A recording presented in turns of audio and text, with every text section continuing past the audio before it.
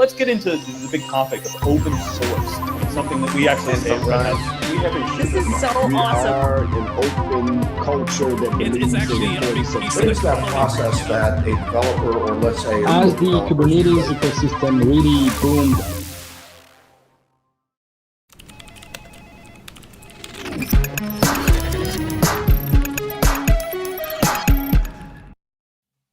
Hello and welcome to this week's Ask an OpenShift Admin Office Hours. I am co-host Andrew Sullivan, joined as always by co-host Mr. Jonny Rickard. How are you today, sir? I'm hanging in there, man. Happy Valentine's Day. Yeah, happy Valentine's Day to you as well. I know that it's funny, reading on the internet, there's a lot of people who seem very, maybe this has always been there, I've just never noticed. They seem very like anti-Valentine's Day, like it's very consumerist and all this other stuff. And I don't know, for years and years, I've always just made cards. Like, I take a sheet of paper and some crayons and, I do my thing and it seems to Nice. work out. So, I'm a simple man. What can I say? I just go buy flowers. Like my daughter, we went out last night and, she just picks them out and I buy them and, we give them to my wife for Valentine's Day. So Yeah. Do you do anything for your kids? my wife does. Yeah. She gets like candy and like toys and stuff like that. So Yeah. what about y'all?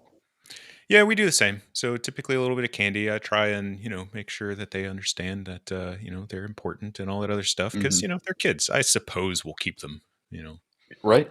Right. Mine are costs you old to get enough. rid of them. Yeah. Well, mine are old enough now that they know how to get back home. So, I can't just leave them somewhere.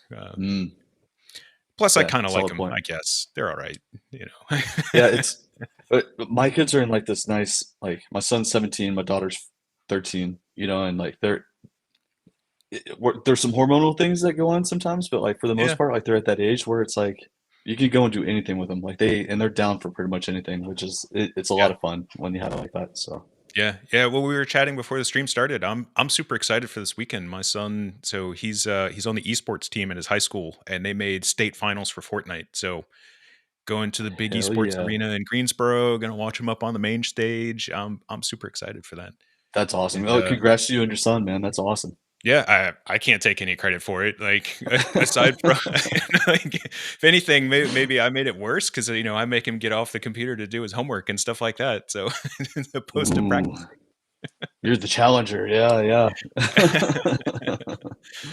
So no, I'm very proud of him.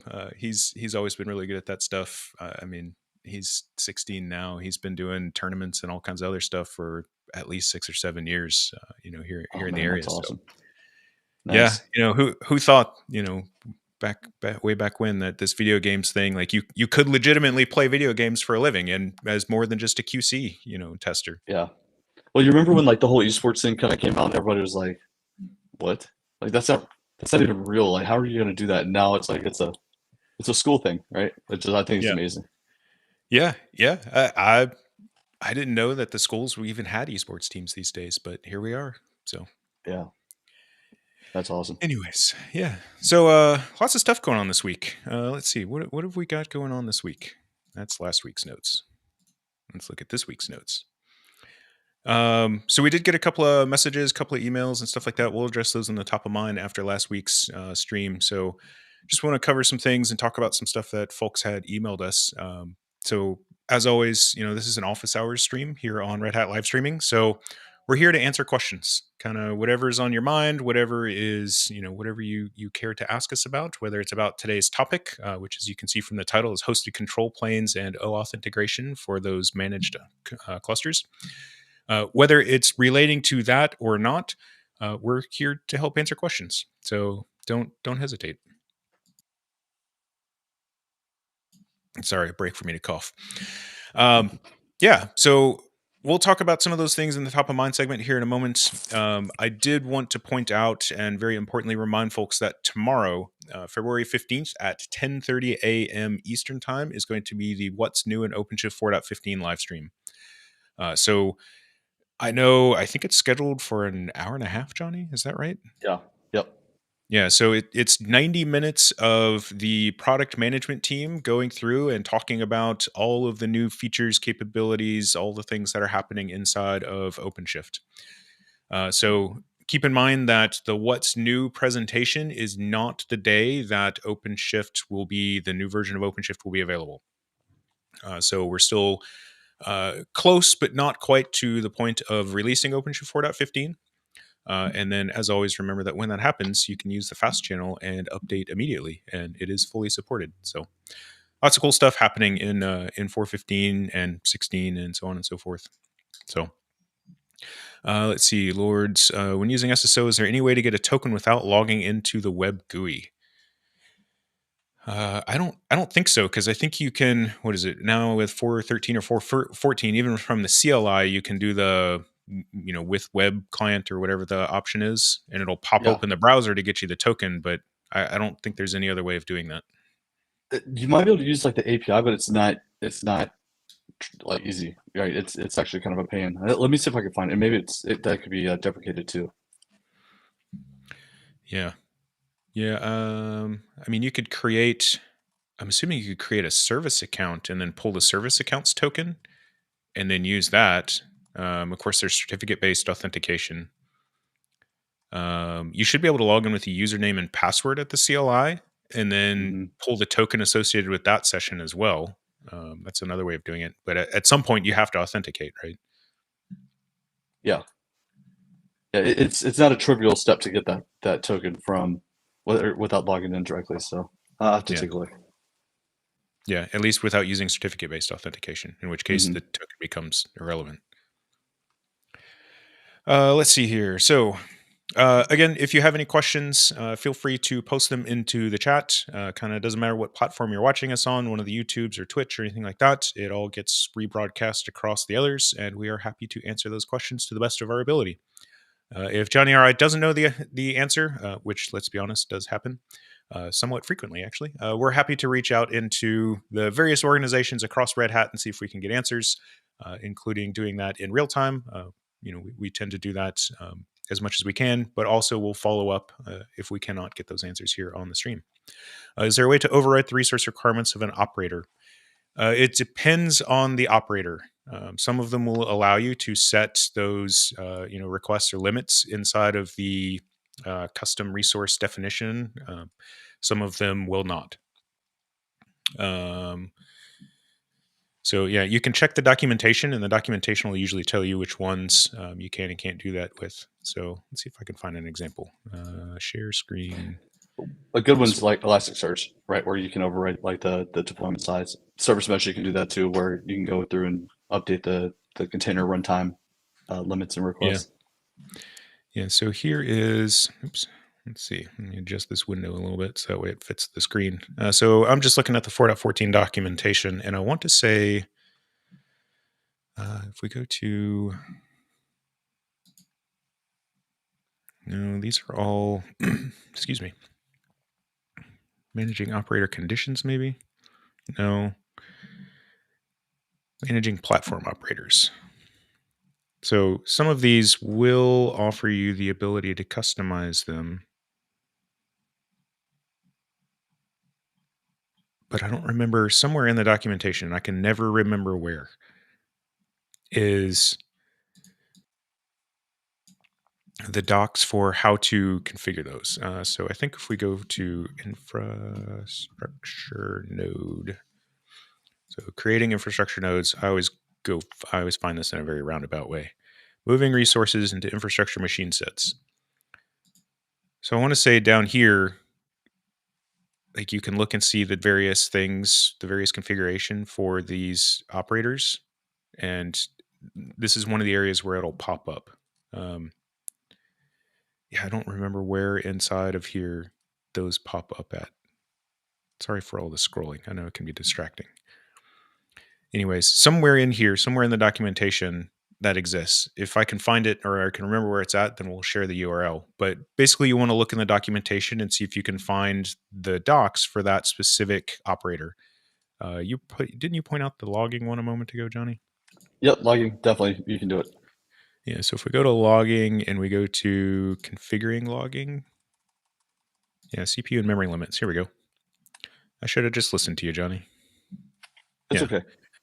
So here, editing cluster logging custom resource in the OpenShift logging project, and you can see here's the resources where you can set limits and requests for Elasticsearch, for Kibana, FluentD, etc.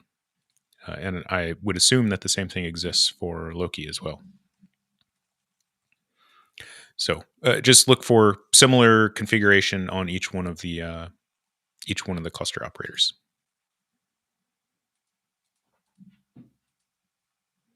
Yeah, thank you, Jamie, for posting the link there. Let's see. Yeah, so sorry, before I got distracted there. Distracted is a bad way to say answering a question. So that's I'm not going to say that. So It's a good distraction. Yeah, it's a good distraction. That's the kind of distraction we want. If you're not watching us live, please don't hesitate to reach out via email. You see our emails here on screen, or if you are just listening to us, which I know a lot of folks do, it's Sully, SULLY at redhat.com, or Jonny, JONNY at redhat.com. And we love hearing from y'all, whether it's email for all the internal folks, whether it's on Slack for all the external folks. The Kubernetes Slack is a great place to reach us. So if you go to the kubernetes.slack.com and log in there, there's an OpenShift users channel, which is a great place to find not only Jonny and I, but a entire community of several thousand of our closest friends, which is a great place to help get answers and help for various things that happen to be going on. Is Loki 1x extra small is supported? Somebody asked something similar to that not so long ago, and I don't remember where it was asked at. I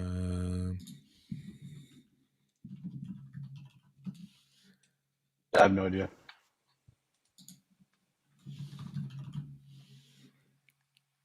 Yeah, so the Loki operator does offer a 1x extra small size. So that would tell me that it is supported. Let's see if we can plug this in here. Installing, logging. Yeah, 1x extra small. Data transfer 100 gigabytes per day. So I would say since it's documented, that means that it's been tested and therefore is supported.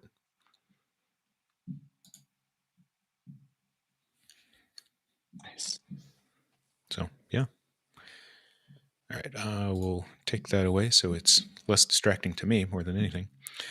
So, yeah, let's talk about some top of mind things, Jonny. What have we got on top of mind besides, let's see, we already talked about the what's new. What else is going on in our schedule?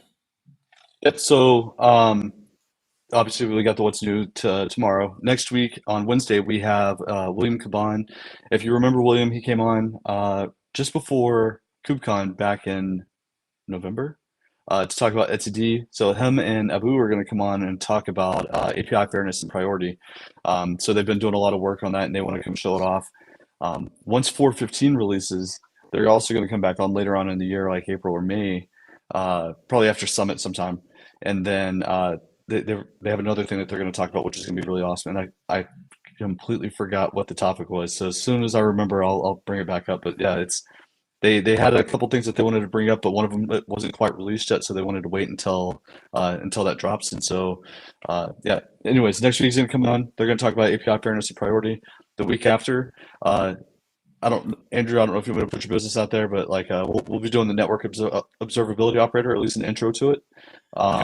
And yeah, so I'll be traveling that week, the week of the 26th. So I will not be able to join the stream. But Jonny, of course, you know how to handle yourself.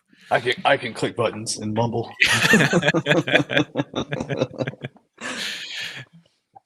But yeah, so I won't be here that week. So we'll be missing Andrew, and I'll be talking crap about him being gone and how I miss him and everything. So just be ready, a little boohooing. So yeah, so but I'll also be doing the network observability operator, at least an intro to it. So we'll go through. I found a couple of blogs on our blog site that I'm going to walk through that I think are pretty good examples. So yeah, and then hopefully there's a lot of follow on to that, and if there is, then we'll try and get the person that wrote those blogs to come on, and maybe do a deep dive. Sorry, my brain is going in random directions at the moment. The other thing that we wanted to talk about with the etcd folks, was that the automated backup and recovery stuff? I think so. I don't remember. Yeah, I don't remember either. I know I've talked to them, and we had, after the last stream we did with them, we had talked about covering those as topics, because I think the automated backups are currently in tech preview, and automated restores they're on the roadmap. So that would be a really cool one to show. Be doing it at the operator level and stuff like that. So I know that we want to bring them back on to talk about that stuff. Yeah, yeah, and William was such a good, like, he's such a good guest. Like, if you remember the etcd, it was just so good. The whole thing was just, it was so well done. But yeah, so then after that, after the 28th, then we go into our OpenShift AI series for March. And so, basically all through March, we've got like a different week. It's going to be a different topic on the OpenShift AI. So managing ML ops with GitOps is going to be on the 6th, and then predictive AI versus generative AI on the 13th, and then DevOps versus ML ops on the 20th. So if you remember how we did the security series back in the fall, it's going to be very similar to that, where we just kind of stack these topics on top of each other. And because AI is everywhere and everything, it's made it all the way to golf clubs. So, like, why not have a series on AI? Wait a minute, it's made it to golf clubs. Did I miss something? It has. There's a driver from Callaway called the AI Smoke, the Paradigm AI Smoke, and so they use AI to build, like, to create this face that makes it more forgiving. Wow. It's crazy. Yeah. Wow. Yeah. I mean, Yeah.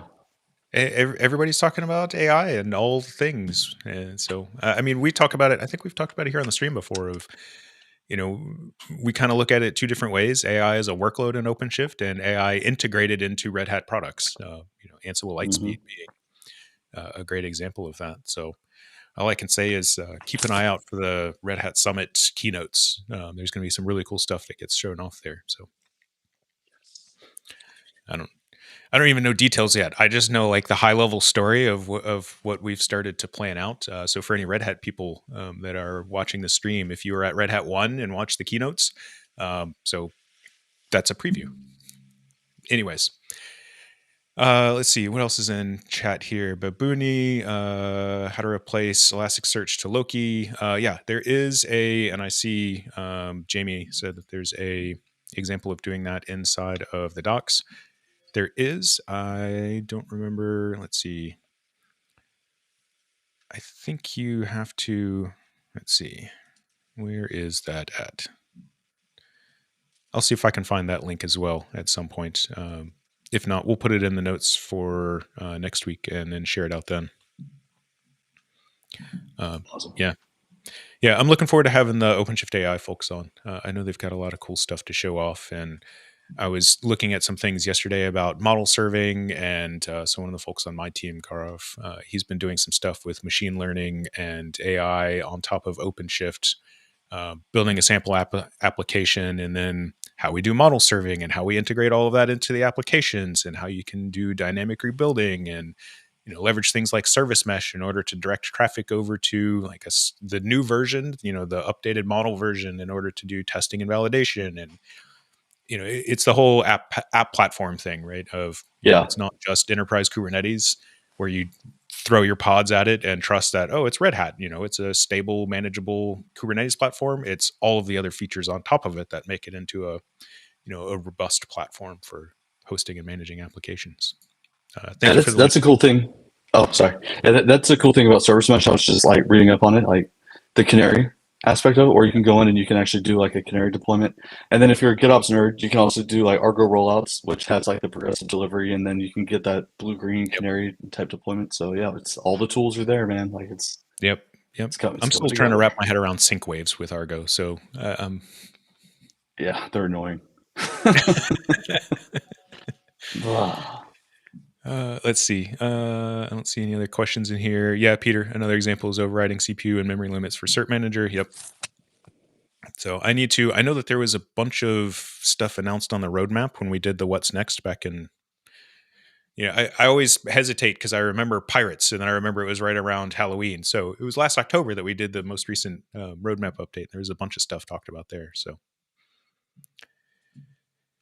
let's see. So other top of mind stuff. So yes, please join us through the month of March. We'll be talking about OpenShift AI and various other AI things that are happening there. As my boss likes to say, or likes to ask, like, being honest with ourselves, who knew and who was aware of what, a ChatGPT was, in December of 2022. And, now you would be hard pressed to find anyone, not just in IT, but sort of in any industry across the globe, unaware of ChatGPT and what those types of things do. So Service Mesh comes with Chaos Monkey built in. I don't like the way that sounds. Do it. Questions from email. So let's see. So there was a couple of things that came in. So one, we talked last week a little bit about, kind of disaster recovery and high availability and stuff like that, and particularly in the context of stretched clusters.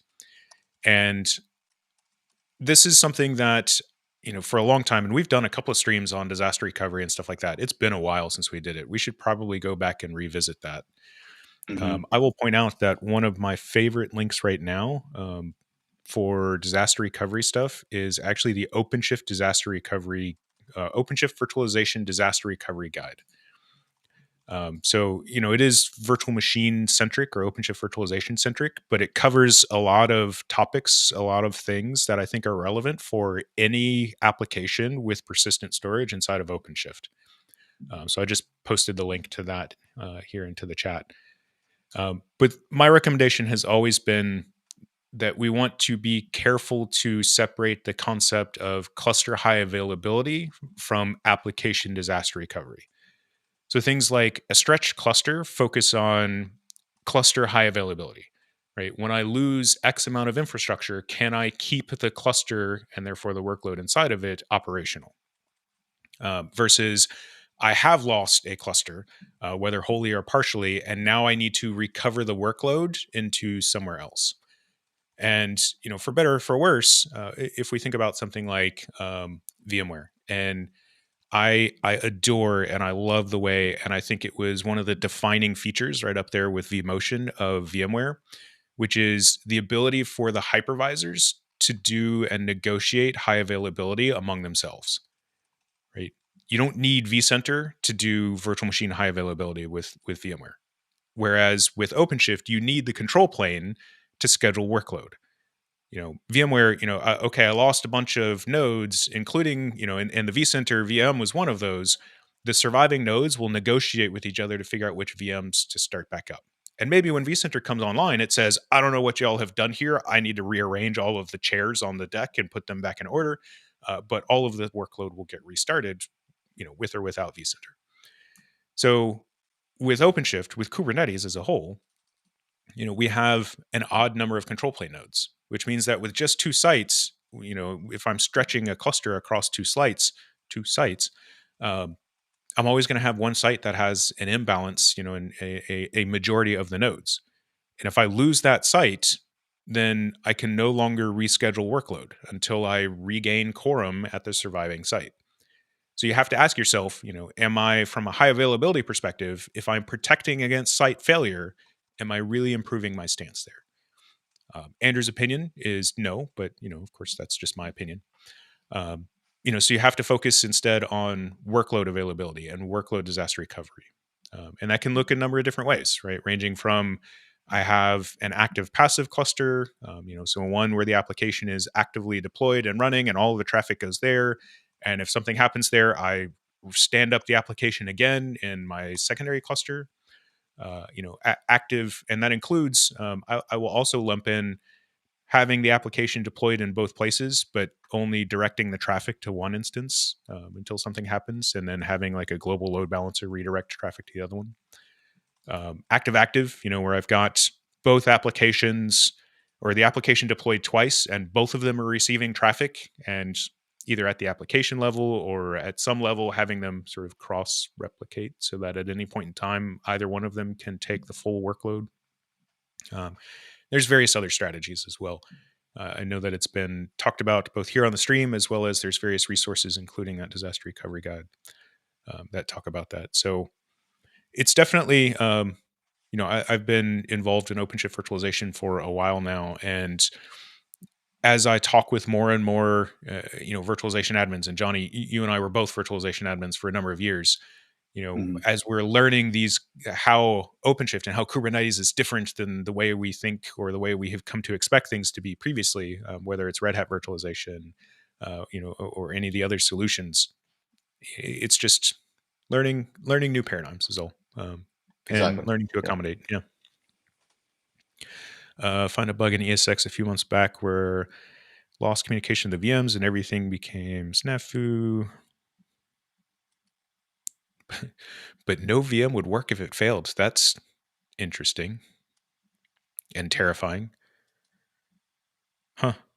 I'm afraid to ask what that bug was. I know there was a few times where junior administrator Andrew may or may not have removed the wrong data store from the ESX hosts, and that resulted in phantom VMs. They were running, they just couldn't write data.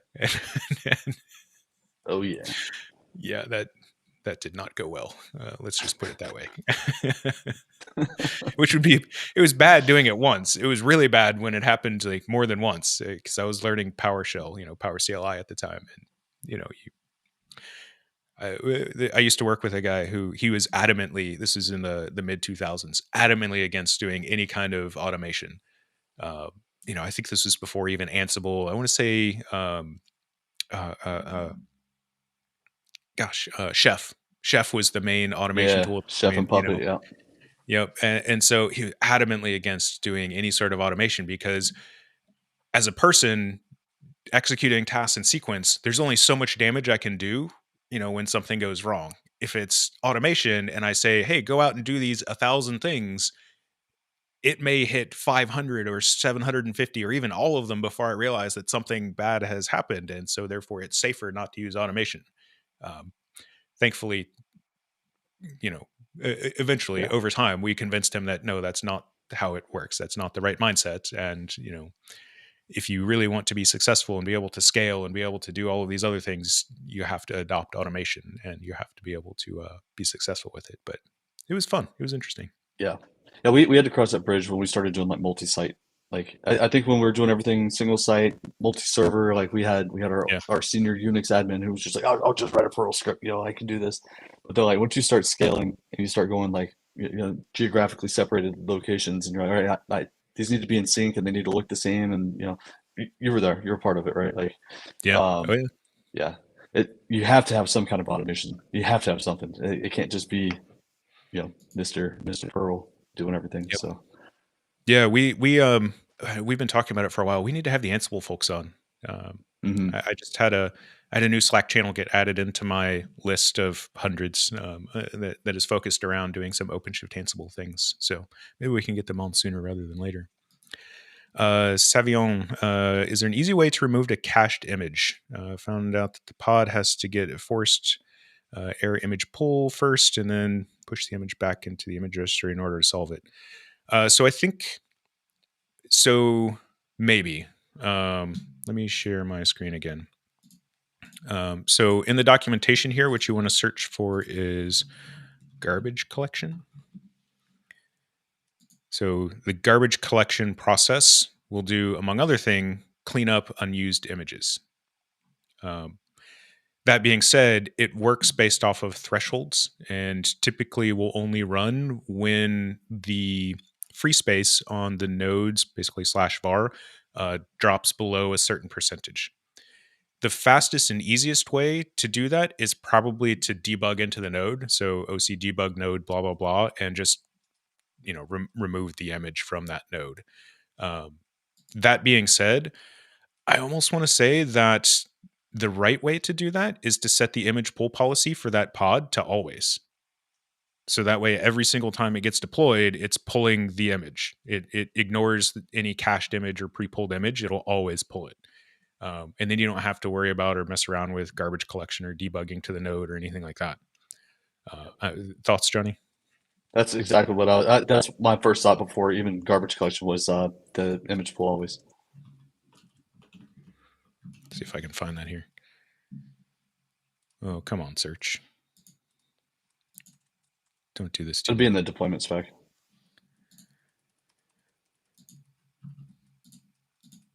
I don't know what's been going on today. SSO was broken for me earlier. Now search isn't working on here. Image pull policy. Here we go. Yeah. So image pull policy of always, and then it'll always pull it.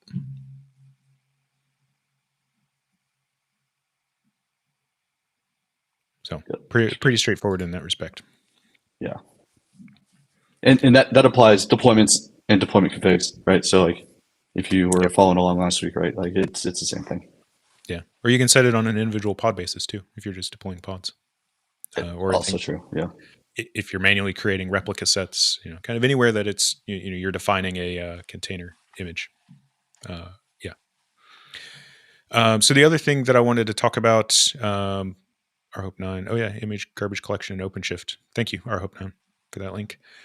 So the other thing I wanted to bring up is somebody sent an email and asked about with a schedulable control plane, are there any downsides? Or asked differently, is there any reason you would never not want to have a schedulable control plane? Yes, I know that was a double negative. So my answer to that is it depends. So control plane resources do have requests set, but they don't have limits.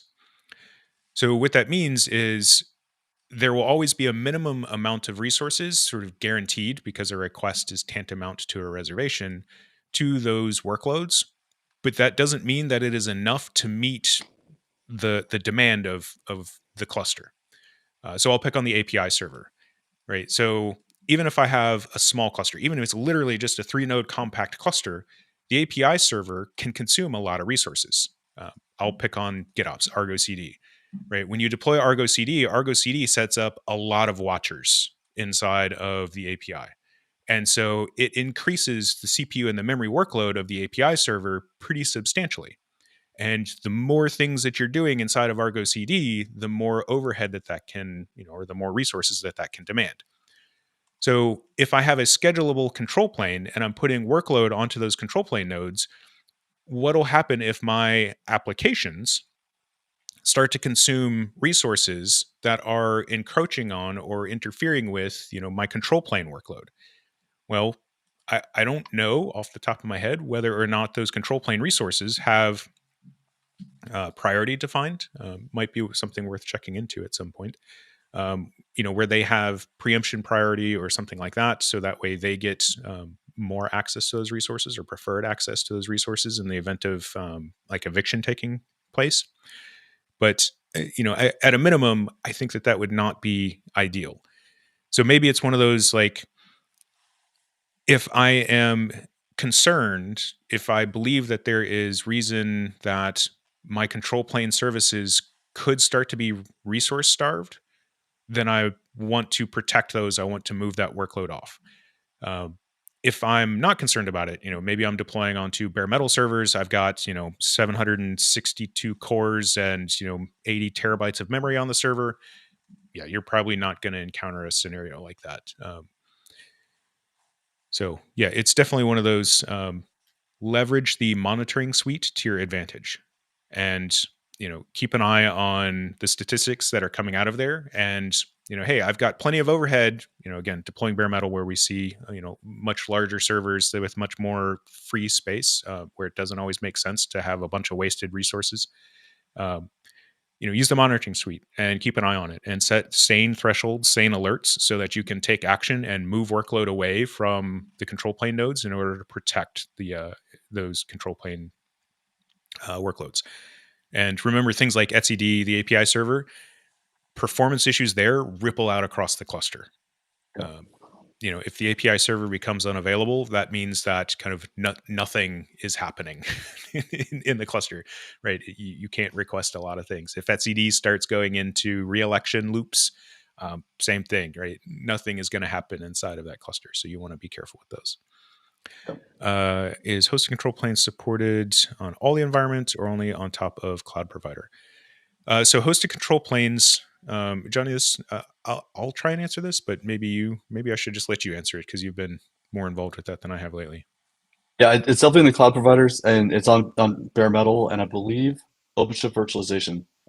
So it's not everywhere, but it's not just the cloud only either. So I think it's like the big three: Azure, AWS, and GCP, bare metal, and OpenShift Virt. But I don't think it's supported in VMware. I could be wrong though. Well, but I think we need to separate the hosting cluster and the hosted clusters and node pools. Because I think for the hosting cluster, so the cluster that has, hosted control planes operator deployed, right, is the one that's responsible for hosting the control planes and managing the hosted clusters.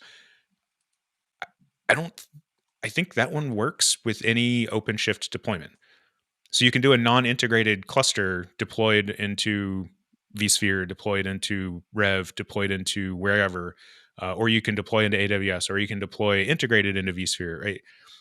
That one doesn't matter so much. What does matter is the cluster API providers for the node pools. And I want to say, I'm going to say bare metal, but it's not necessarily like it's bare metal in the,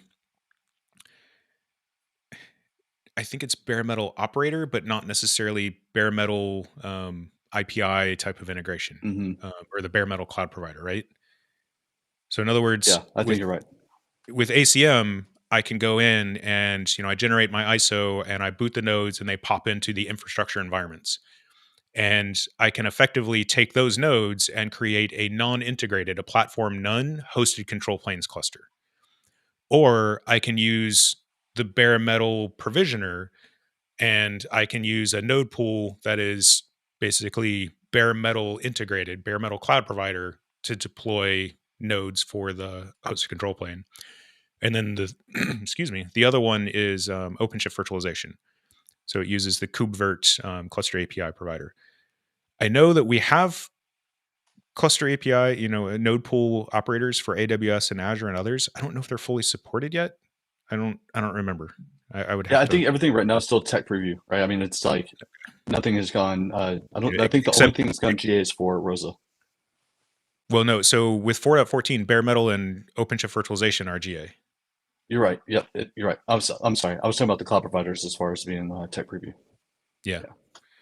Probably a good time to point out mounting separate disk for OpenShift 4 etcd. Oh yeah. Sorry, I'm looking at that KCS that you linked to there, rhope9. Yeah, you can move etcd onto a separate disk. You can move all of var onto a separate disk inside of there. There is some things that you want to be careful of, which is it can potentially break the file system monitoring thing inside of CoreOS or inside of Kubelet. There is a separate KCS that I used to have bookmarked that talks about that. Of it can't correctly, or it incorrectly looks at the file system utilization and will not trigger garbage collection and other things, depending. I'll see if I can find that one as well. Man, I'm acquiring a bunch of links that I need to look up. Thank you for taking notes. I'm making a list. Yeah, you're welcome. Yeah, I don't know if you could tell. With hosted control planes, the etcd workload uses PVCs, which is really cool. So you don't have to size that or make sure that the underlying data storage, whatever you're using, so a vSphere data store, can accommodate all of those workloads. Instead, you can source it off of an external storage array and use a PVC that's appropriate. Can you install OpenShift on VMware and configure ACM? Then using ACM, can I create hosted control planes? Yes. So just keep in mind that the VMware provider for hosted control plane node pools is not yet available. So node pools are the hosted control plane equivalent of machine sets. So the hosting cluster manages the hosted clusters nodes, and it does that via a node pool. And node pools, the reason why they're different is because node pools use cluster API, as opposed to machine sets, which use machine API. So background, like 5 years ago, machine API was forked from cluster API, and Red Hat did a bunch of work inside of there to make machine sets what they are today inside of OpenShift. But it turns out nobody else adopted machine sets. So much like we're moving from OpenShift SDN to OV and Kubernetes, in large part, or one of the major factors being community and participating in things that, both the upstream uses as well as, in our larger community.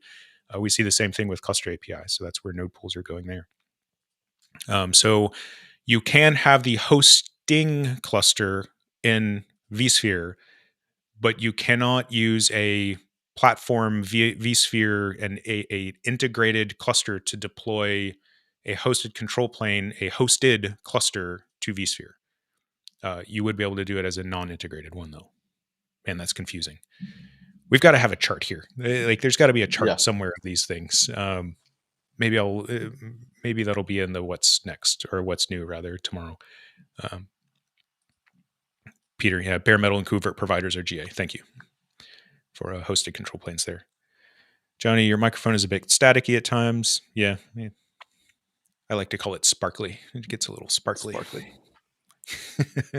And what's fun is I can hear it, so I don't know if it's like if it's constant or if it's just like pulsing or whatever. But yeah, I've been messing with my audio, so who knows? Yeah, it's still there. Let's see. Timetable I've heard when 4.14 was released was within 12 months, so 4.17 is my guesstimate. I believe if you look at the... am I still sharing my screen? No. Let's share this guy. So I believe if you go to speakerdeck.com, let's see, speakerdeck / Red Hat live streaming. So if we go to speakerdeck / Red Hat live streaming, this is where we post all the slide decks that gets used. So here's our what's next. And I think if we flip through here, we will eventually find maybe. I do love the nautical theme that they used, not just because I was in the Navy. Well, I thought that there might be a chart that shows what those look like, but sometimes you can find those when they're supposed to be like, there's never a timeline. We always put it in like near, mid, far, or near, mid, long term. So you might be able to see that type of information in one of these, or maybe even listen to the what's next, the roadmap presentation, and get some information about that.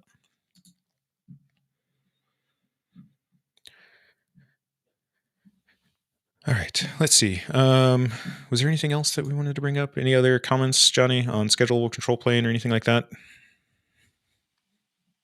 No, I think we've got everything covered. I mean, like, yeah, you did really good from the emails, so. Okay. Awesome. All right. So, hosted control planes. I know we've already started talking about hosted control planes a little bit. One of the things that came up last week that you wanted to show off today is some of the manageability aspects for the hosting control plane provider. And what I mean by that is a hosted cluster is created, it's instantiated by creating an instance of a CRD, right? A custom resource instance. And among many other things that you can define in there, node pools, all that other stuff, is the administrator of the hosting cluster, the person who's creating those hosted control plane instances, can do things like push authentication authorization configuration down into those clusters at the CR level. So I know you've got a lot more experience with this than I do, and definitely a lot more recent experience with it. I haven't used it extensively in the better part of a year. So please take it over, Jonny, and I'll ask all the dumb questions that come to mind. Yeah. So the one question that came up was like, how do I configure like the HTPasswd OAuth provider? And if you've ever done like traditional OAuth config in a cluster, right? You go into OpenShift config, you create the secret, and then you update the OAuth. Well, in hosted clusters, because it's hosted, it's a little bit different. So I will share my screen and we will walk through actually configuring a hosted cluster with HTPasswd. So awesome.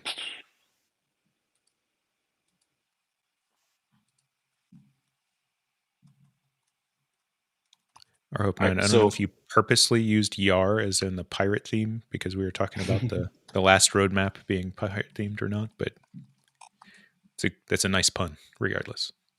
You did good. All right, so I've already spun up a cluster called demo, and the way that I've done that is if I just have a little script that runs, and because I'm trying to type at the same time, and what it does is it just runs the HTTP command line utility. I'm telling it to create a cluster, the cloud provider, giving it a name, some tags, and stuff like that. So that way, this is just so when we monitor the we don't have machines running all night basically. So like we just shut them down. The number of node pool replicas, the instance type since I'm running in AWS, and then domain information, pool secret, AWS credits, all that stuff. And then it goes and spins up a cluster. Now, what I do is if I just, so I haven't done anything else. Can we take a pause just to flesh out what we were talking about previously with the hosted CRD, hosted cluster CRD, and the node pool stuff? Yeah, so if you look at like if we do like OC-get node pools, and you have to do it in clusters is the default namespace. So -o YAML, and then we'll just take a look at this in the right namespace.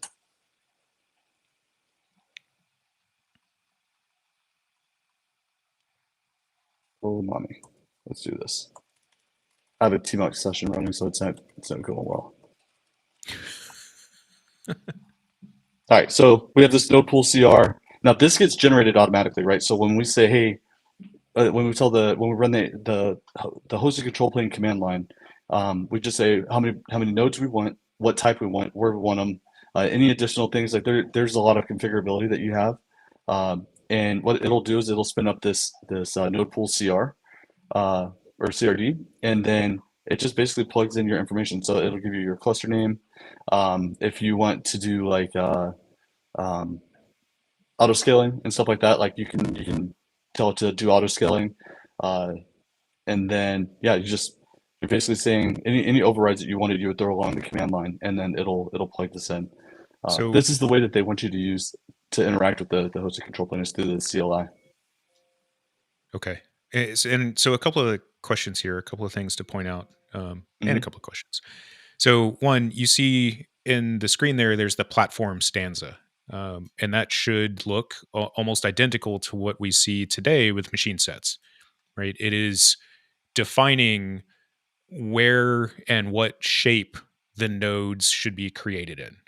So we're creating nodes in AWS that are of M5.extra large with 120 gigabyte GP3 root volume, which security group, which VPC to use, all that type of stuff. Right below that is the release, so that's going to be which version of CoreOS to deploy onto those. And then the replicas, of course, is how many of them to create. And I think if you scroll up, if we scroll up, there's some other information that's in there as well. So I think the way, and correct me if I'm wrong, we create the hosted cluster and then we associate the node pool with that cluster, right? Yes. The two things are decoupled. Yeah. So if we look at the hosted cluster itself, if we do OC edit. Yeah, so whenever you run the command, what happens first is it creates a hosted cluster resource, and then you'll start seeing like some of those configs go in. You'll actually see like when you run like a normal OpenShift install where it starts making like all the API calls. That's what you end up seeing. And then the hosted cluster resource, let's quit being silly here. And the hosted cluster resource is what creates the control plane resources in that cluster. It's the one that manages, I need to create a new etcd, I need to stand up a new API server, I need to define a new route to get to, that hosted control plane, or for the nodes and the node pool to reach this control plane. Yep. And so what you can see, like this is like what we normally see with like an OpenShift install. So this is just getting all the API or making all the API calls, and then it's setting up all the stuff for the hosted control, the hosted cluster resources. So if I do an OC-get minus in clusters, I can see that it's not ready yet. Mm-hmm.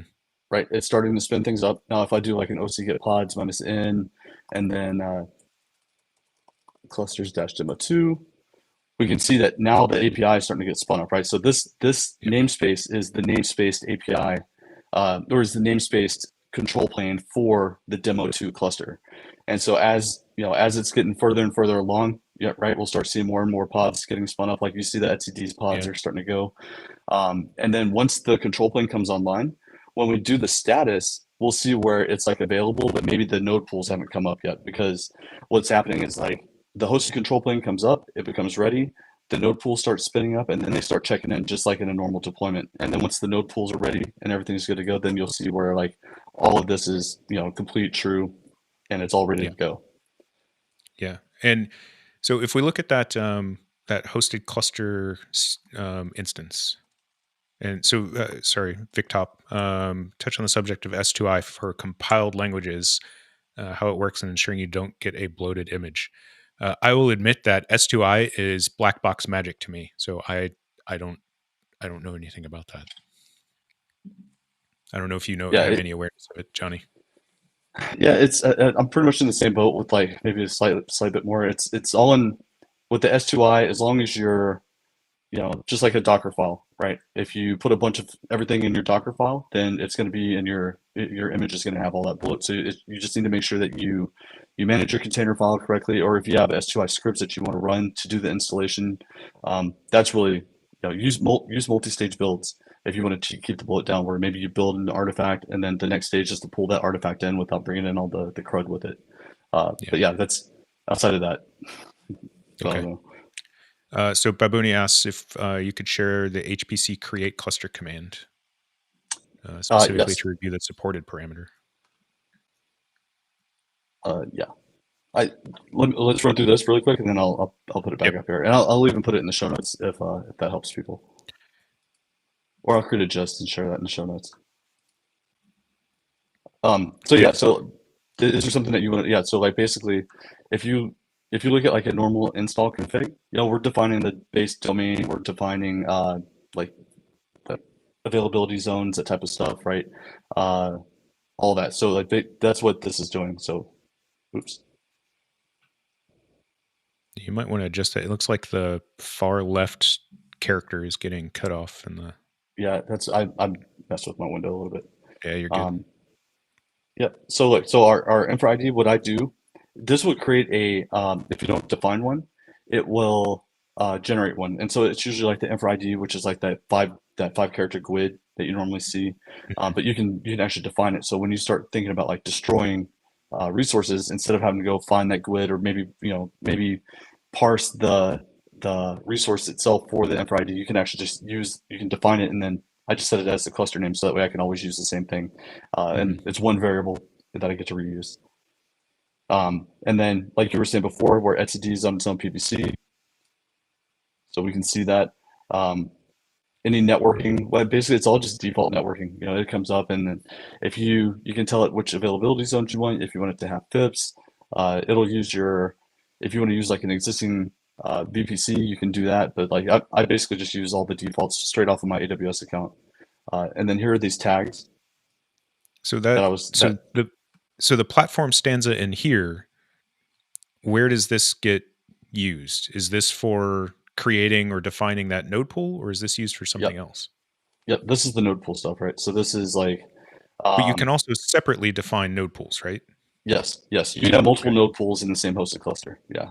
Yeah, and you don't have to define the node pools in the hosted cluster CRD.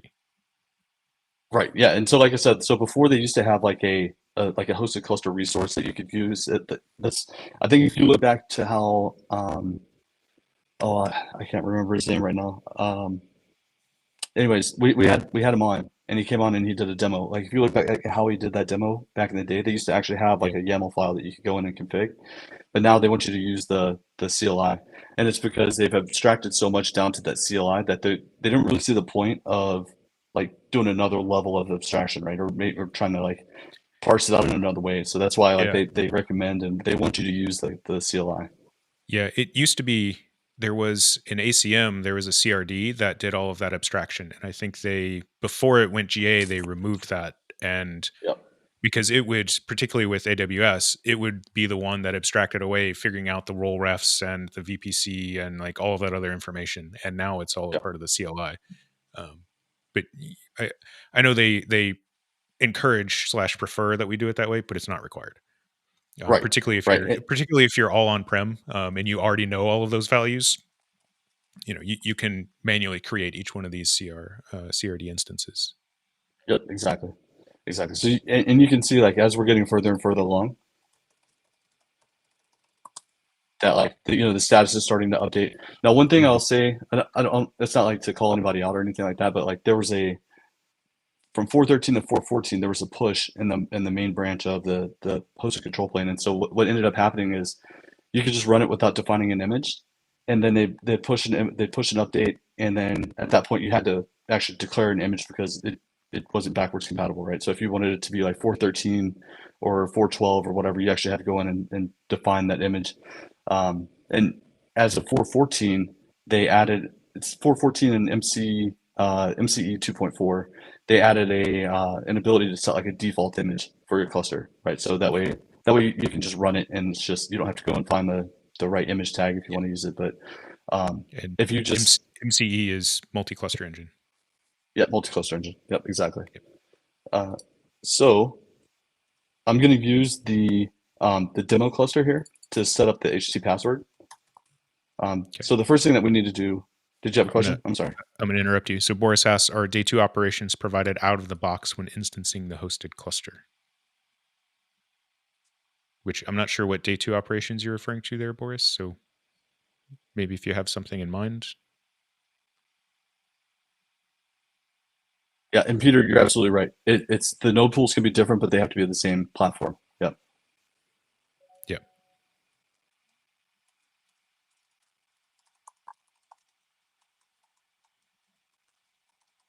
So to integrate with OAuth, or to integrate HTPasswd into OAuth, we need to create an HTPasswd config file. And so what I'm saying here is use encryption and then create a file. And then I can't remember what the other B means, but I'm just going to set it to admin and then password. And so as you can see in my HTTP config here, I have just a normal password file now. So what I can do is, before I get super crazy, everything I'm doing right now is on my hosting cluster, so my management cluster, where I'm deploying all these other clusters from. And so, like I was saying earlier, if you wanted to set up OAuth, you'd usually set it up in like OpenShift config. But because we're doing the control plane, or we're hosting the control plane, we need to set it up in the actual namespace that the clusters would reside in. And so it's usually it's going to be in the clusters namespace by default. So I'm going to do an OC create secret and then generic. Boris just clarified. So when referring to day 2 operations, so authentication and authorization, logging, monitoring, etc. I'll let you answer that one first, Jonny. Yeah, so it's available, but it's not out of the box, and that's kind of like what we're walking through right now. Like it's a configuration that you have to make, or that you would have to set. Otherwise, you would just use like the kubeadmin password or the kube config that you would get from the cluster. But I think for the other things, so like logging and monitoring, I don't think you control those. Not everything is controlled through this one CRD or this one CR. For those other things, this is where you don't need ACM to do hosted control planes. You only need to use multi-cluster engine. But this is where ACM adds significant value, because effectively with ACM, you go in, you deploy the hosted control plane, and as soon as it's deployed, it pops in with the tags and labels, and you can have ACM then push down all of that config for things like logging, monitoring, so that's why it's not required, but Andrew's perspective is it's hugely valuable, and you should definitely consider using it.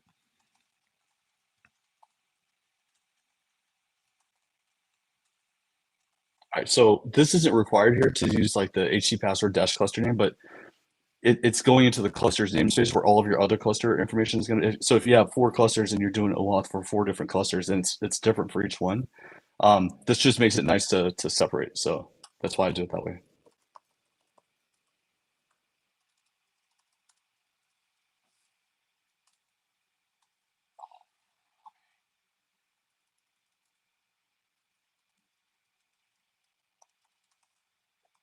Apparently, Generis is not a an option here. You don't need to spell correctly. It's okay.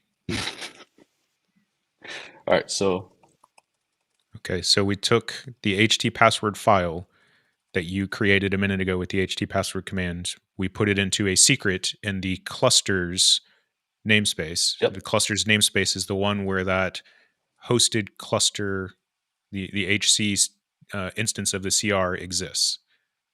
exactly. Yep. And so now we need to edit that hosted cluster CRD demo.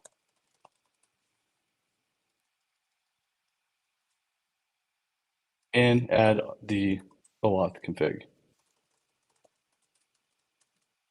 And I'll create a gist with all this stuff in it, so that way you don't have to try and watch this and then watch me fat finger everything.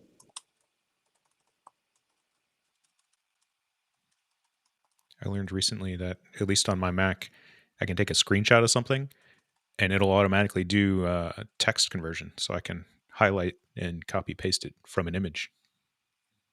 Oh, nice. So if you've ever done OAuth config, like this is a standard OAuth config. So like the big difference is adding this configuration section and then adding the OAuth. So it's configuration and then OAuth is what you need to add, and then everything else is pretty much standard from normal OpenShift cluster. I'm impressed you got this memorized, Jonny. I actually have a note, but I can't. If I copy and paste it, it messes up the format, and yeah, it's not good. So you gotta spoil the magic. I know I should have just gone with it, but I gotta keep it real.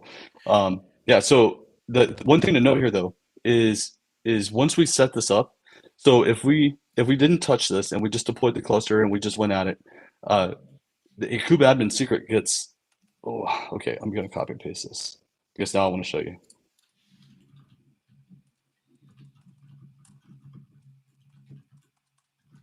All right. So if I do like a extract. So what happens is a kubeadmin password gets created, right? Or a kubeadmin secret gets created, and we can use that to log in. So if we wanted to do like OC login directly into the API, or if we went to the console URL, we could log in. We can get the secret as soon as we mess with or as soon as we configure OAuth in that hosted cluster resource. This goes away, so you can no longer log in. And I think the thing that was tripping me up a little bit on this is, like in a normal deployment, you have like kubeadmin and then it says HTPasswd underneath until you delete the secret. It doesn't have that. So like I was like, oh, it's not working until I actually just tried it, and I was like, oh my god, that's so silly. So yeah, just keep that in mind. As soon as you configure the HTPasswd, like the kubeadmin goes away. It does not work. The other thing that you can do though is you can always go back to your kube config. So if you do like a hosted control plane, create kube config, and then name, and then the name of your cluster, it will create the kube config for you. And the secret exists in the if we do like OC get secrets cluster. Got it. So that way you can do standard CLI logins without having to. Yep, exactly. And so the kube config remains, but the kubeadmin password goes away. Yeah, and the kube config uses certificate-based authentication, I assume. Yep. Yeah. So all standard stuff. Can I tangent for a moment? Yes. Will you do an OC explain hosted cluster spec.config? Like this? I can't remember. I don't think there's a leading period. Oh.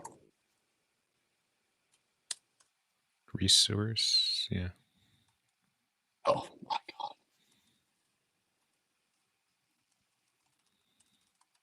Is it like that? No, should be HC. Yeah, so just do OC explain HC. And then do dot, so up arrow dot spec. Should be hc.spec.config. or configuration, I think.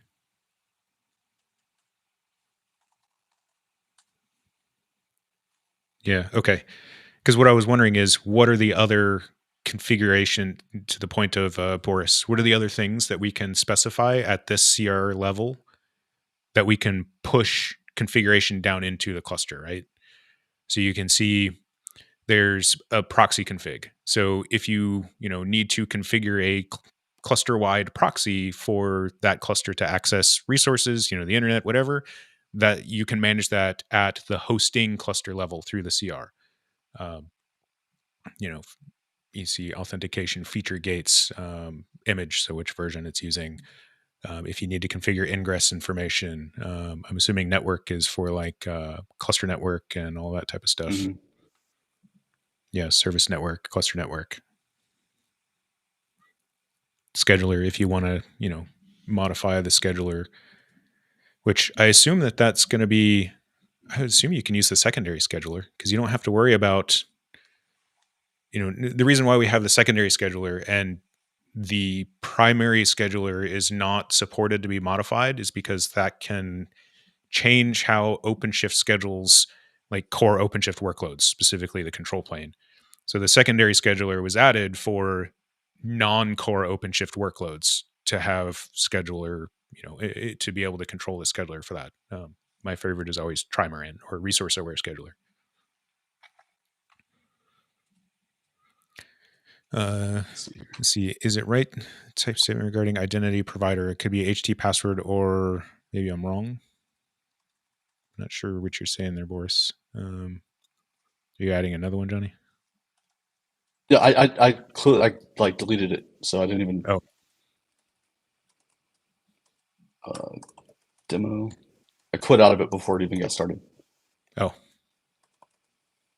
Sorry, that was probably my fault. Me distracting you. No, it's all good because it's good. So, and the way to check this is if you do OC get pods -n, and then your hosted cluster, and you can see the pod is starting to restart. Yep. And so this is ready. Like once all 3 of these restart. I mean, I could probably log in now, but what I've been doing is just waiting until they restart. Yeah, all 3 of them kick. Yep. That's usually pretty quick.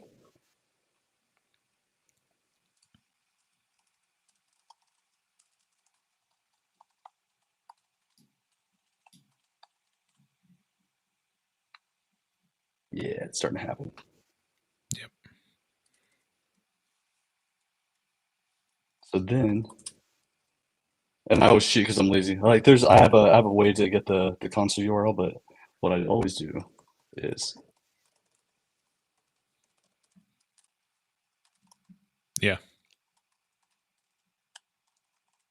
right, or actually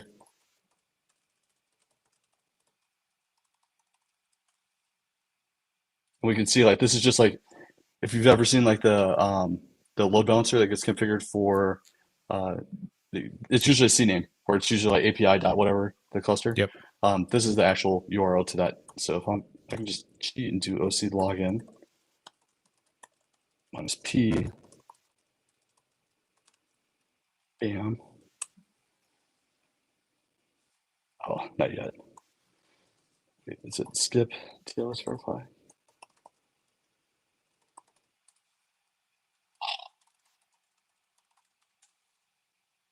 Oh, almost. Insecure skip.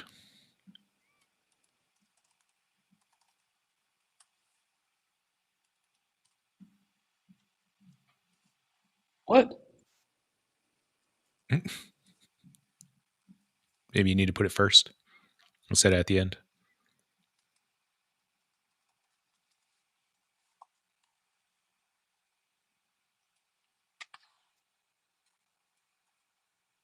Oh.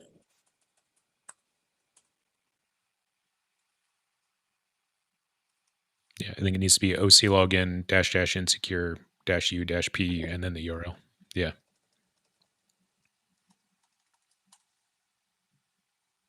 Nope. That was worth a shot. Anyways, I was just thinking to myself that this is the least broken demo you've ever done, Jonny. I know. And I don't know. That's weird. All right, so hold on. Let's get pods. Then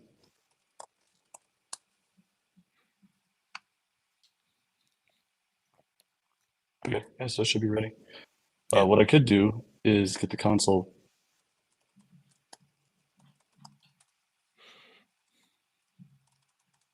Yeah, and one thing to note with hosted control planes, you won't be able to log into the console until at least one compute node has come online, because the console is a workload that gets deployed to the compute nodes with hosted control planes.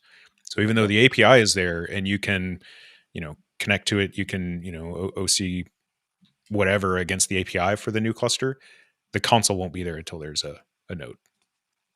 Ingress won't be there either. Okay, I had to try it one more time. All right, so let me. It's the definition of insanity, Jonny. I know. So I'm going to stop sharing this, and then I'm going to try and share just this and see if this works.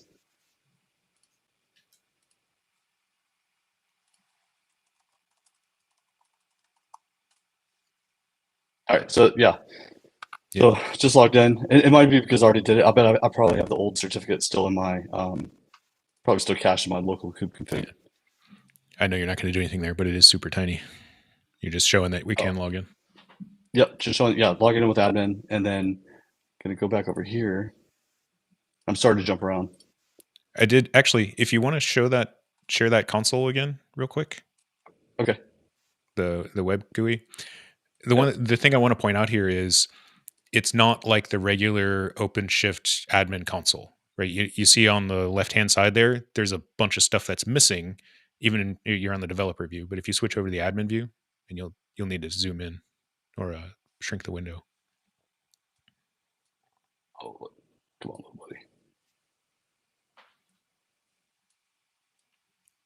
Yeah. So is that getting any better? Yeah, it's better. So like if you look here, so like if you expand administration, you notice there's no compute. There's no because you can't manage the nodes inside of the cluster. All of that's done at the hosting cluster level. The administration here, like you can't go in and do cluster updates because that's done at the hosting cluster level.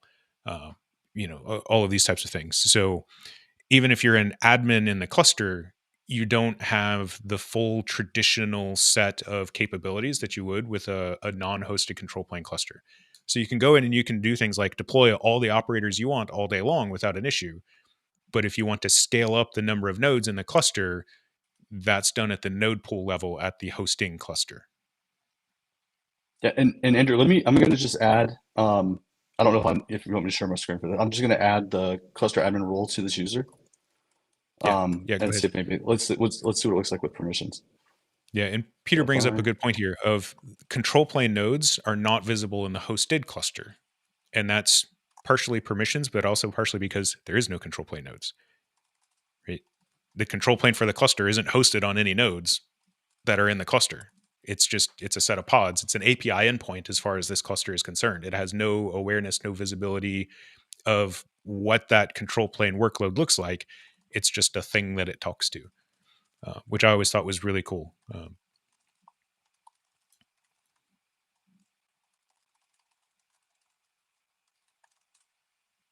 Okay, so I just added the RBAC to that user that we created. So if you've ever used like any type of identity provider, your user is never there, even if you plug in the OAuth until that user actually logs in. So what I did is I just ran like the standard ADM policy add cluster role to user command and gave cluster admin to my admin user. But yeah, so you can see. I know you did that off screen. I just want to point out that you did that using the certificate-based authentication for this cluster. So authentication in this instance was managed at the hosting cluster level. We pushed down the HTPasswd configuration into this cluster. But adding the role, so authorization was managed by being cluster admin on this hosted cluster. Yep. You might need to, I don't know if you need to refresh this or not in order for the... I think it's live. I think it should update immediately, but I don't know. Yeah, so say with the compute, you can just see stuff. Yep. Yeah, you So, can't. and now with the There is operators, no machine sets. There is no, like, you can't see any of those yep. things. And if you were to, so at the hosting cluster level, can you bump that node pool up to 2?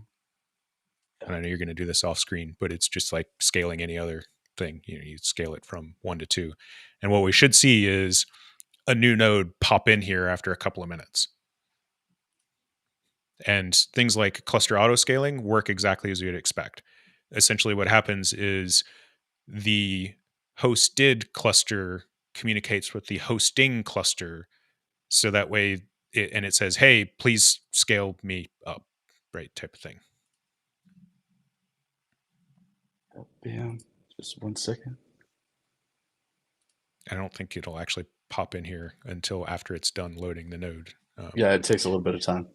Yeah, because with machine sets, because the cluster has awareness of the underlying infrastructure with machine sets, it provisions the machine and it shows up immediately as provisioning, as this is AWS. So as it creates the EC2 instance and lays out CoreOS and blah, blah, blah. And then once CoreOS is configured and it does the ignition, right, for the compute node. So it'll read in the ignition, then it shows up in the nodes and it joins the cluster, and then it'll push down all of the config to actually bring it up to the right, configuration and all that other stuff. So we won't see it pop in here, even though the machine has been created. We won't see it pop in here until it effectively joins the node. So the same as with a UPI, Yep. doing, accepting the certificate as the administrator. Yep, exactly. So Babooni, if I create multiple hosted control planes for different environments and the main cluster is down, the one where the control planes are hosted, how to access all the clusters. So effectively, and this is one of the things to be aware of with hosted control planes, that cluster hosting the control planes is just like, if that cluster goes down, it would be just the same as if the control planes for all of those clusters were to go down. So you do want to protect that cluster. You want to make sure that the resources are there, that you're able to recover that workload, that you're able to do all those things, just like you would expect, or just like you would with whatever the workload is in those clusters.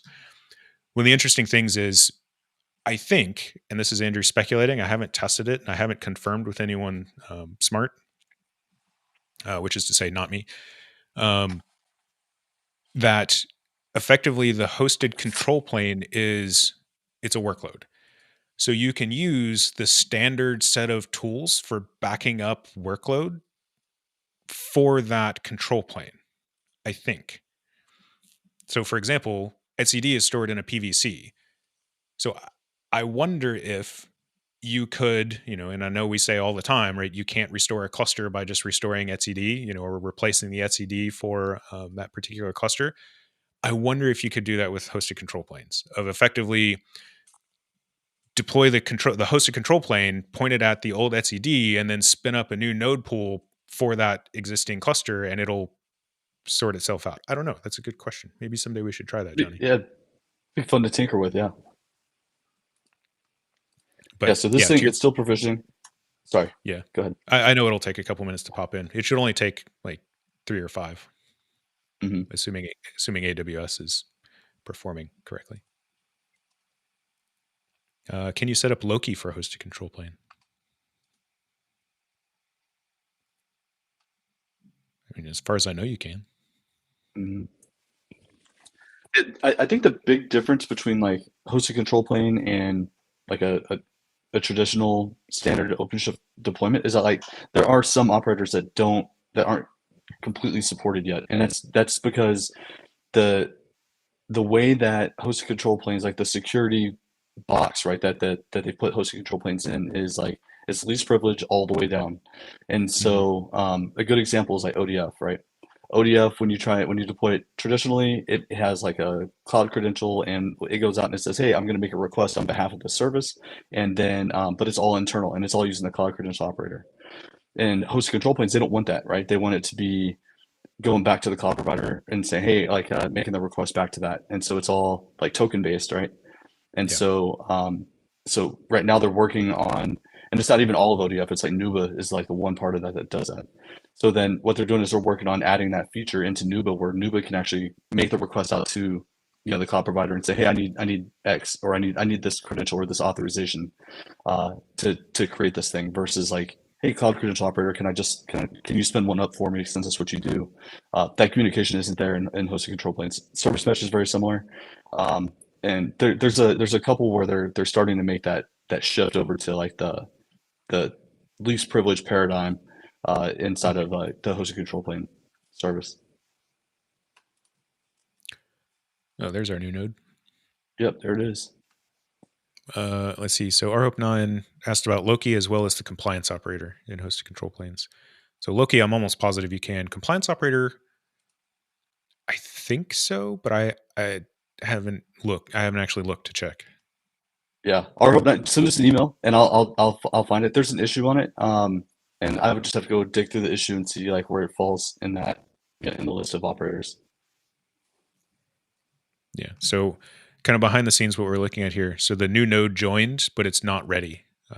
So for those, if you've ever deployed a UPI cluster, you deploy the new node, you boot it to the CoreOS ISO, you point it at the machine config endpoint for worker nodes. And at that point, it'll pop in and you have to do the OCA ADM certificate approve, blah, blah, blah. And at that point, that's the same thing that we see here. At that point, the certificate is approved and the node joins. And then machine config operator takes over and configures the node for the cluster. We're seeing effectively the same thing here.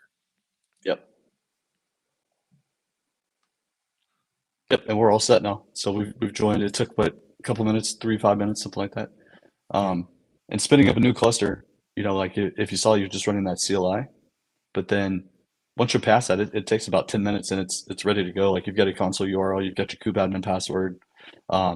You're ready to rock and roll, which I think it's so awesome to use. I see your question there. I'm going to link you the documents here. And yeah, and again, we just used our admin user that we created through through HTPasswd. So like you can do it. I'd say that like it's not complicated as long as you know like where things need to go. And I think that it's not always obvious, especially like when you're reading the docs, like, oh, okay, I'm supposed to do it this way.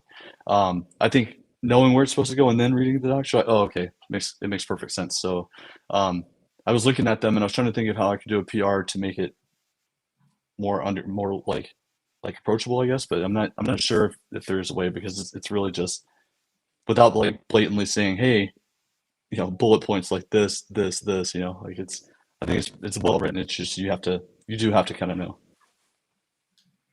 And so I was just looking at the link that I shared a moment ago for the docs.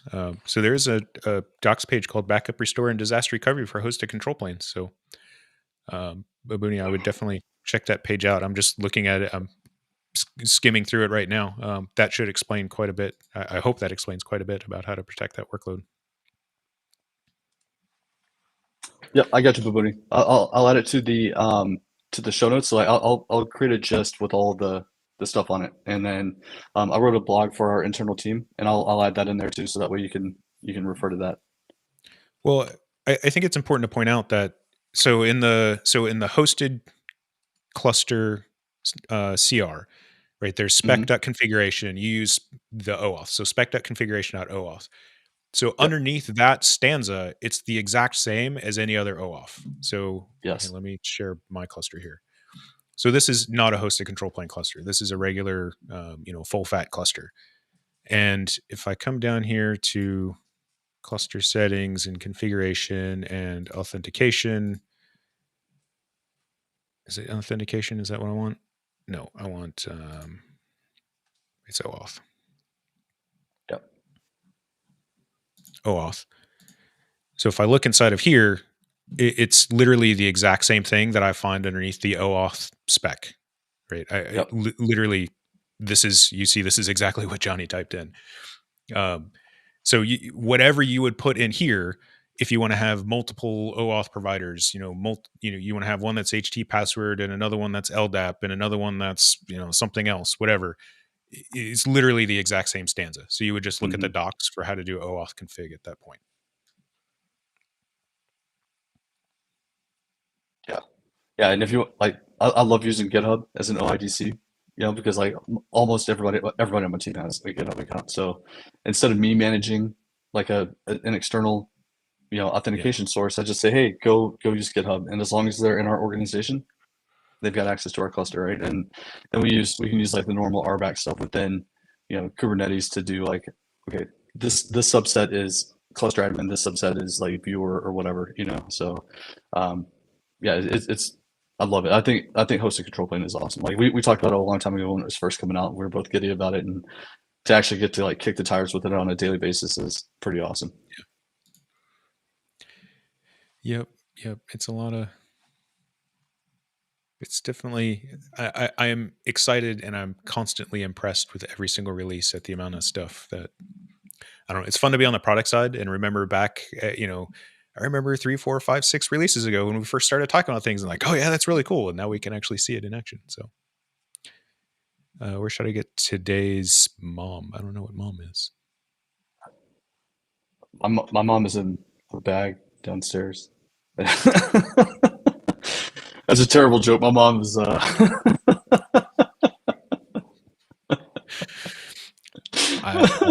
I got nothing for that, Jonny. I got nothing. Oh, dude, I do that to everybody, so that's terrible. I should stop doing that. It's not a good joke anymore. All right. So I know we're 90 minutes in at this point.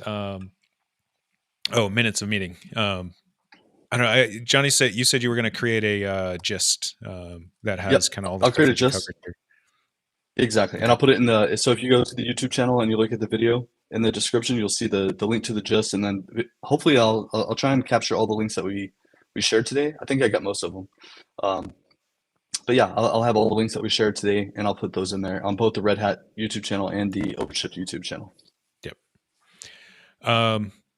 So I don't think we have anything else that we have planned. Any questions that y'all have, please go ahead and put them into the chat here. We'll do our best over the next couple of minutes to address any of those that come up. So don't hesitate. Remember, if you are not watching us live, or if you are listening to us after the fact, you can always shoot Jonny or I an email. sully@redhat.com or Jonny, Jonny @redhat.com. And of course, all of the various Slacks. You're welcome to reach out to us on those things. I do periodically try and check in on the OpenShift subreddit as well, and various other places as they come up. But generally speaking, the fastest way is going to be either Slack or email. With that being said, please do not forget about the What's New in OpenShift 4.15 stream that's happening tomorrow. That will be on the OpenShift YouTube channel and the OpenShift Twitch channel. It will not be on the Red Hat YouTube channel. So if you're watching us on the Red Hat channel, just be sure to switch over tomorrow. It is dark, Peter. I agree. And Jonny's joke about the ashes of your mother. Anyway, it's so good to put people in an awkward spot. It's so good. Let's see. Anyways, so next week, please be sure to join us to talk about. I completely forgot what we're talking about next week. Let's see. API fairness and priority. So we will be here at the same bat time, same bat place. With that being said, thank you, Jonny. I appreciate you taking the time and showing off hosted control planes today. Like you said, this has been one that I've been aware of for 18 to 24 months, and it's always been just super impressive and super fun to look at and see what's happening here. And at least for me, like, you think OpenShift on bare metal, OpenShift virtualization, using hosted control planes, and now I can put all of my OpenShifts on OpenShift and manage it through one central place. And you layer in ACM, and if I'm the central OpenShift administrator, my life just got a heck of a lot easier from my perspective. So please, if anybody has any questions about that, I know that the ACM folks would love to come on and showcase some of the possibility, or some of the capabilities rather, of what's going on there with hosted control planes as well. So don't hesitate to reach out if that's something that's interesting to you. And aside from that, thank you to the audience. We appreciate all the chat today. Appreciate all the questions. They're what bring us here. So With that, Jonny, last words, last thoughts. Yep. I just wanted to add on to like the HyperShift thing. Like if your cloud spend is getting crazy and you're trying to find a way to like bring it down, like this is it's definitely worth the investment of time just to go in and investigate it to make sure that it does it right. You can do like ARM-based control plane to save a little bit more, and then host x86 clusters outside of that. But like for our team, it dropped our cloud spend so significantly. Like it was a drastic change from what we were normally doing to spinning up clusters in the using this method. It drove our costs way down. So it's definitely something that you should look into. If that's an issue for you and your team, like it's worth the time just to kick the tires and see if it'll do what you need. And with that, yeah, ditto to everything you said about like I love the interaction, love the questions. Thanks for thanks for I won't make any more mom jokes than that. All right, y'all. See you next week. Have a good weekend. Stay safe, stay warm out there.